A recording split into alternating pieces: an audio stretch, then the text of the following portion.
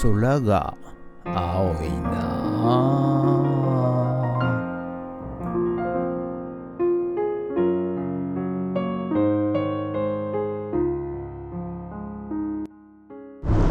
はい、おはようございます。今日は11月の13日木曜日でございます。はい、これからですね、今日も昨日に引き続き、千葉県市川市の、コベルト教習所というところにですね、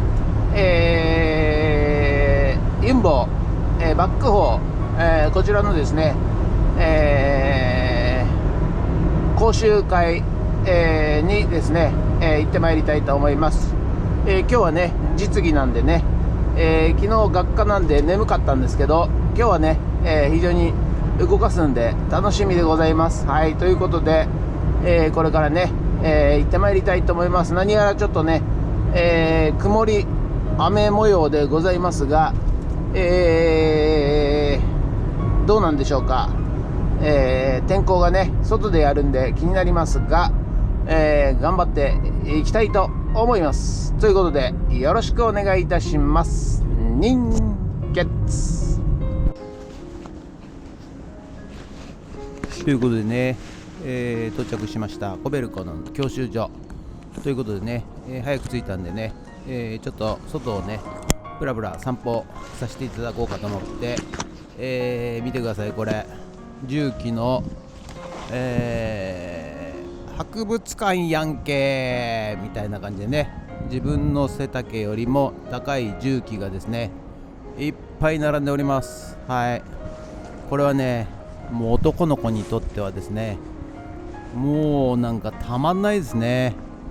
まるでですね、ガンダムのようなね、エヴァンゲリオンのようなね、まるで、つい1年先、10年先、100年先はですね、これがね人間型ロボットがねこうやって並んでんじゃないかっていうぐらいね、いやー機械でございますよ。ほんとね、これユンボ操作してるとですね、まるで自分が、ロボットのパイロットになったようなね、錯覚になります。いやー興奮しますね。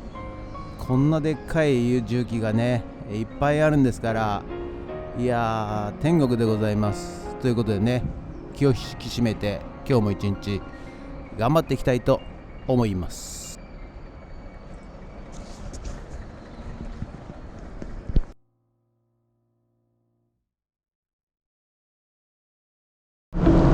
はい、ということでね、